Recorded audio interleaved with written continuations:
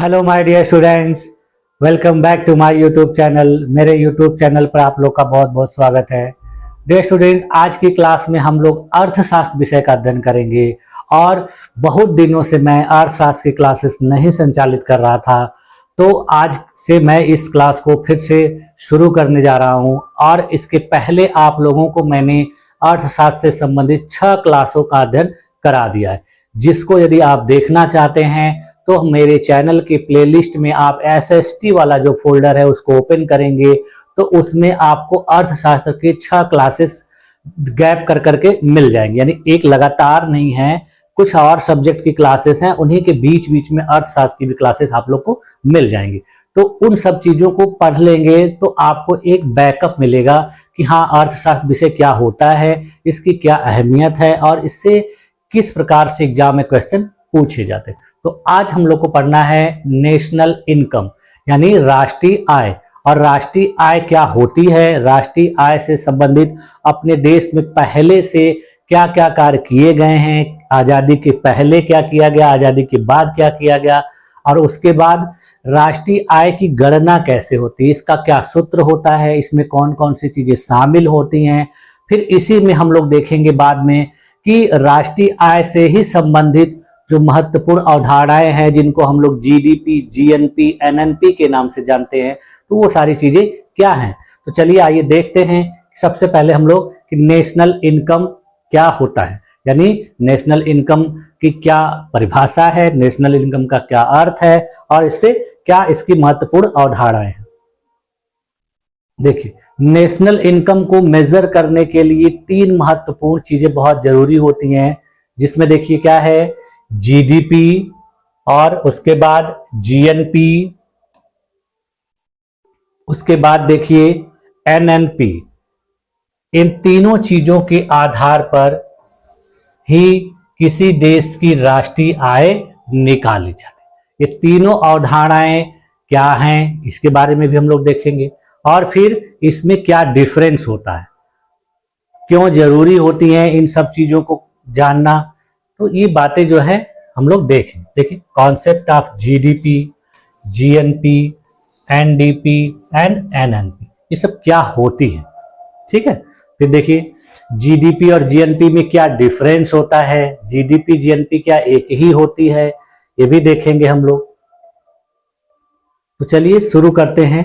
सबसे पहले राष्ट्रीय आय किसे कहते हैं, यानी नेशनल इनकम। देखिए, राष्ट्रीय आय, इससे नाम से ही पता चल रहा है कि किसी देश की इनकम, चाहे कोई भी देश हो, उसकी इनकम किस प्रकार से होती है, यानी उसके इनकम के कौन कौन से स्रोत हैं, यह क्यों गणना की जाती है। तो देखिए, किसी भी देश के उपलब्ध आर्थिक संसाधनों के समुचित उपयोग तथा लोगों को मिलने वाले आर्थिक कल्याण के विषय में पता लगाने के लिए राष्ट्रीय आय एवं उत्पादन का अध्ययन किया जाता है। यानी यदि किसी देश में जो संसाधन मौजूद हैं उसका अच्छे तरीके से उपयोग करके वहां पर मौजूद जो जनसंख्या है, यानी वहां के निवासियों को बेहतर कल्याण की सुविधाएं उपलब्ध कराई जाएं, उनका कल्याण किया जाए, तो उसको करने के लिए ये राष्ट्रीय आय की गणना करना जरूरी होता है। क्योंकि जब तक ये नहीं पता चलेगा कि हमारी टोटल इनकम कितनी है, तो फिर हम अपने ऊपर खर्च कैसे करेंगे। जैसे देखिए, एक परिवार होता है तो उसकी एक इनकम होती है कि हाँ, मुझे महीने में साल भर में इतना रुपया कमाना है या इतना रुपया मेरा इनकम होता है, तो फिर वो उसी के हिसाब से अपने खर्चों को भी बांटता है। तो वही होता है देश में भी। तो देश अपने खर्चों को दिखता है कि हमारे इतने खर्चे हैं, तो हमारी आय कितनी हो रही है, और फिर उसी के आधार पर अपने निवासियों के कल्याण के लिए कार्य करता है। देखिए, राष्ट्रीय आय किसी देश की कुल आर्थिक गतिविधि का एक महत्वपूर्ण मापक है। यानी किसी भी देश में जो आर्थिक गतिविधियां हो रही हैं, आर्थिक गतिविधियों का मतलब कि जो पैसे के लेन देन से संबंधित जो भी कार्य हो रहे हैं, उसी को मापने की एक विधि है। यह देखिए आमतौर पे क्या होती है कि किसी निश्चित समयावधि यानी एक वित्तीय वर्ष में एक देश की सभी वस्तुओं और सेवाओं के कुल उत्पादन का मौद्रिक मूल्य होता है। यानी एक कोई देश है और उस देश में एक वर्ष के अंदर उत्पादित सभी वस्तुओं और सेवाओं का जो मौद्रिक मूल्य होता है वही जो है राष्ट्रीय आय को दर्शाता है। ये देखिए इसका एक सामान्य सा अर्थ है। इसमें देखिए विदेशों से अर्जित शुद्ध आय भी शामिल होते हैं, यानी इसमें जो अपने देश के निवासी विदेशों में अर्निंग कर रहे हैं, कमाई कर रहे हैं, उनकी इनकम को भी इसमें शामिल किया जाता है।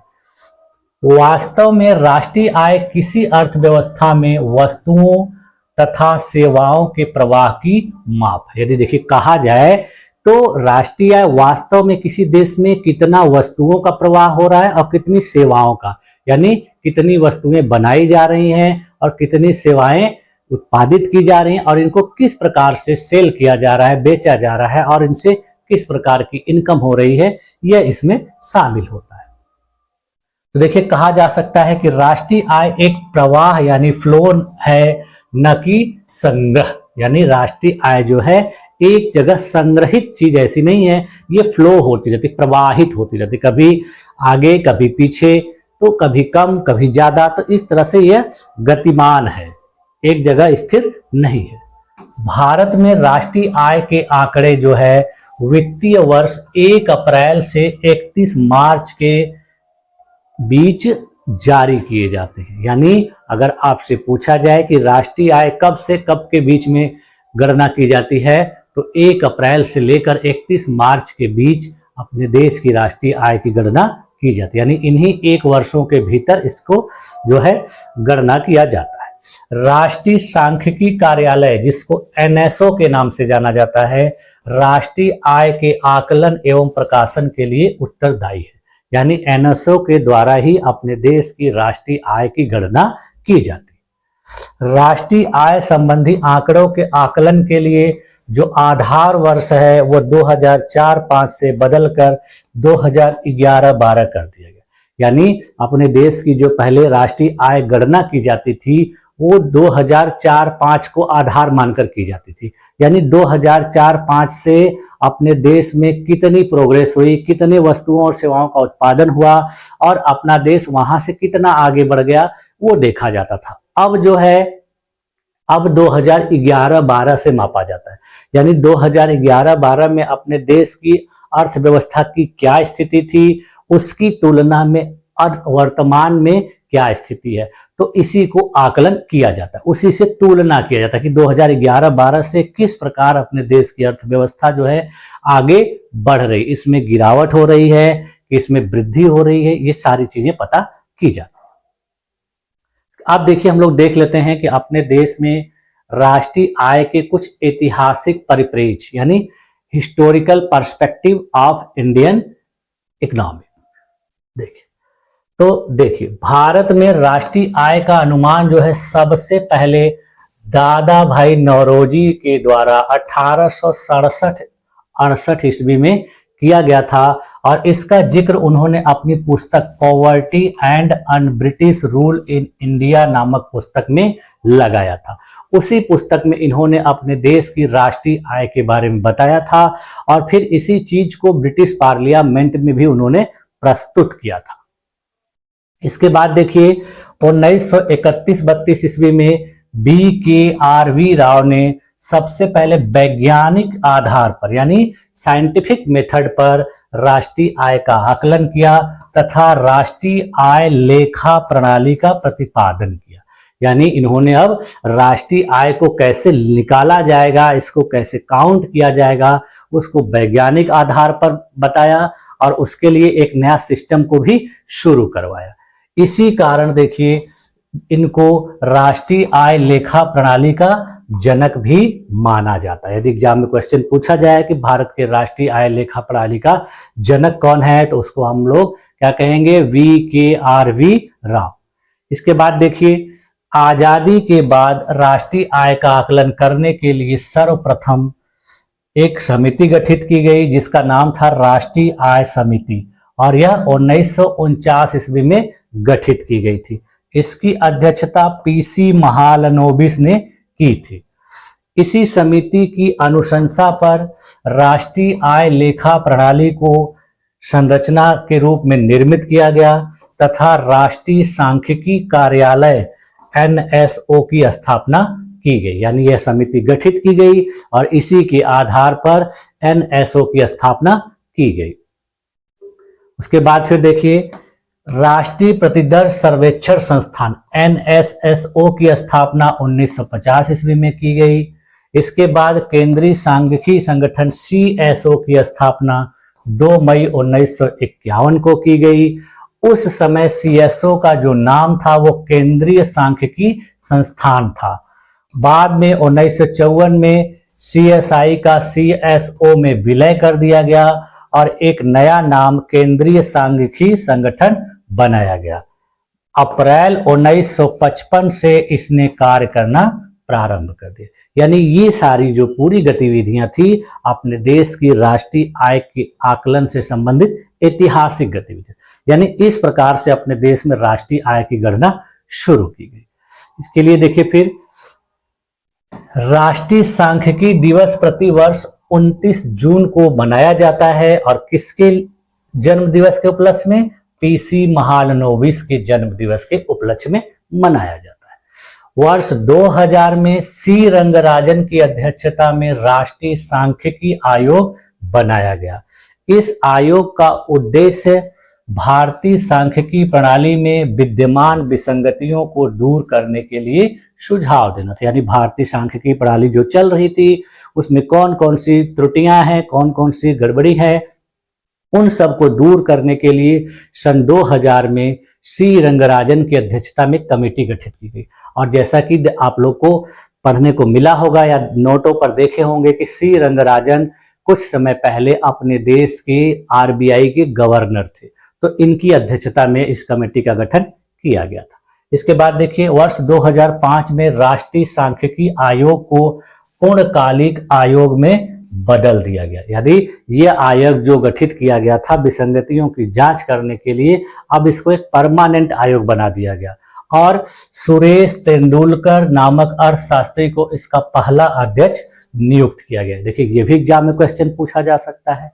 तो उसके बाद फिर देखिए वर्ष 2019 में भारत सरकार के द्वारा NSSO प्लस CSO यानी NSSO और CSO को एक साथ मर्ज कर दिया गया और NSO नामक संस्था को बनाया गया, जिसे राष्ट्रीय सांख्यिकी कार्यालय के नाम से जाना जाता है। यानी वर्तमान में अब यही संस्था भारत में राष्ट्रीय आय का आकलन करती है। ठीक है, अब देखिए राष्ट्रीय आय की परिभाषा, कि राष्ट्रीय आय को कैसे परिभाषित करते हैं। तो देखिए इसके कहने के कई तरीके हैं, लेकिन सबका कंक्लूजन एक ही आता है। देखिए एक देश में एक निश्चित समय में सभी निवासियों द्वारा अर्जित कुल आय या सभी उत्पादित वस्तुओं और सेवाओं का कुल मूल्य राष्ट्रीय आय कहलाता है। इसको दूसरे तरीके से देखिए ऐसे कह सकते हैं कि किसी अर्थव्यवस्था में देश के नागरिकों द्वारा एक वित्तीय वर्ष में उत्पादित समस्त अंतिम वस्तुओं और सेवाओं का कुल मौद्रिक मूल्य राष्ट्रीय आय कहलाता है। उसी प्रकार से देखिए किसी भी अर्थव्यवस्था में एक वर्ष के दौरान उत्पादित अंतिम वस्तुओं तथा सेवाओं का कुल राष्ट्रीय आय के रूप में कहा जाता है। यानी इस प्रकार से इसको परिभाषित किया जा सकता है। चाहे आप सीधा सीधा कह सकते हैं कि किसी भी देश में या किसी देश की भौगोलिक सीमा में उत्पादित सभी वस्तुओं और सेवाओं के कुल मौद्रिक मूल्य का जो योग होता है वो कहा जाता है राष्ट्रीय आय। इसमें विदेशों से भी अर्जित आय को शामिल किया जाता है। ठीक है, आप देखिए जो नेशनल इनकम को काउंट करने का एक फॉर्मूला विद्वानों के द्वारा बताया गया है, जिसमें देखिए नेशनल इनकम बराबर क्या होता है, C plus G plus I plus X plus F minus D। इसको देखिए इस प्रकार से देख सकते हैं।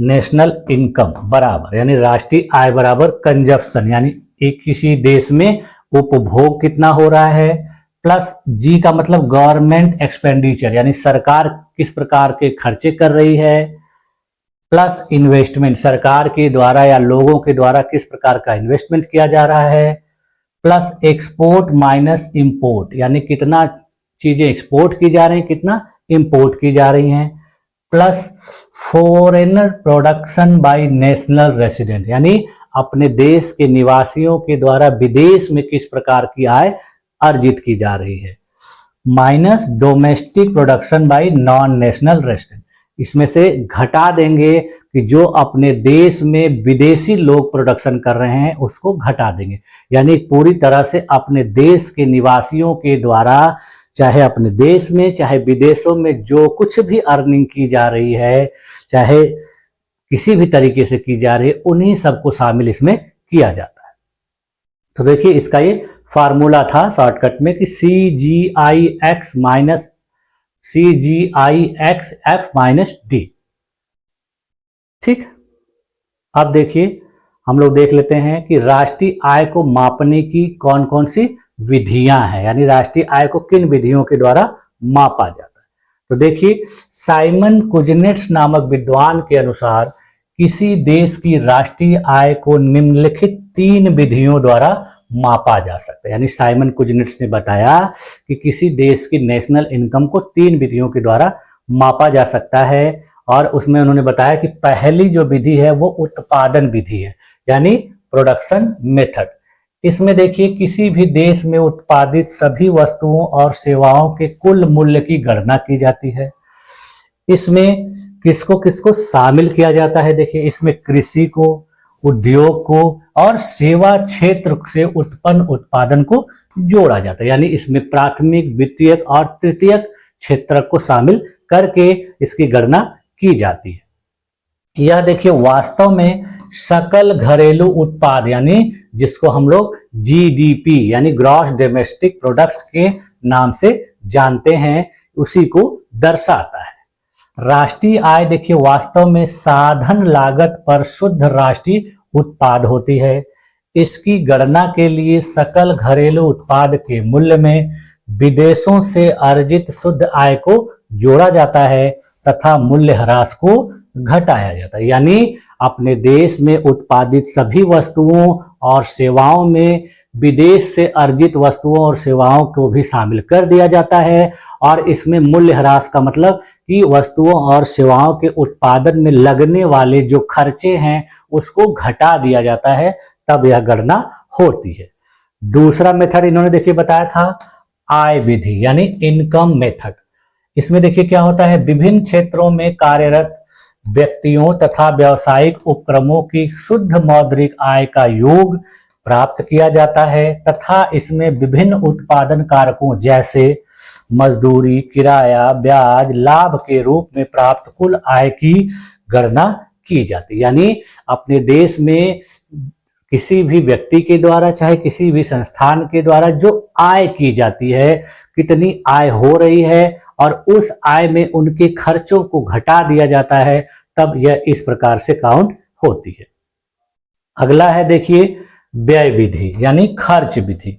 इसको देखिए कैसे किया जाता है। इसमें उपभोग व्यय यानी कंजम्पशन एक्सपेंडिचर, पूंजी निर्माण कैपिटल फॉर्मेशन और शुद्ध निर्यात को जोड़कर कुल व्यय का मूल्य निकाला जाता है। यानी इसमें लोग अपने ऊपर खर्च कितना कर रहे हैं, कितना पूंजी निर्माण कर रहे हैं, यानी कोई इन्वेस्टमेंट कर रहे हैं, कोई चीज बना रहे हैं, स्कूल, कॉलेज, घर, मकान, और फिर कितना एक्सपोर्ट कर रहे हैं। तो इन सारी चीजों को जोड़कर जो टोटल खर्च निकाला जाता है उसी को इस विधि के द्वारा काउंट किया जाता है। ठीक है, तो ये जो थी हम लोगों ने देखा कि नेशनल इनकम को काउंट करने की प्रमुख विधियां। ठीक है, आप देखिए जो है अगला है राष्ट्रीय आय को मापने के प्रमुख संकेतक, यानी राष्ट्रीय आय किस संकेत के द्वारा मापी जाती है। तो राष्ट्रीय आय के प्रमुख संकेतक में देखिए जीडीपी आता है, जीएनपी आता है, एनएनपी आता है, और तब फिर इसी के आधार पे नेशनल इनकम निकलती है। तो इस चीज को हम लोग नेक्स्ट क्लास में देखेंगे और उसमें हम लोग इसको विस्तार पूर्वक देखेंगे कि किस प्रकार से जीडीपी को काउंट किया जाता है, किस प्रकार जीएनपी जीडीपी को काउंट किया जाता है, किस प्रकार एनएनपी को काउंट किया जाता है, और फिर इन तीनों के आधार पर किस प्रकार से राष्ट्रीय आय निकलती है। तो आज की क्लास में यहीं तक रखा जाए। मुझे पूरी उम्मीद है कि आप लोगों ने इन सारी चीजों को बेहतर तरीके से समझा होगा। तो चलिए मिलते हैं नेक्स्ट क्लास में, तब तक के लिए थैंक यू।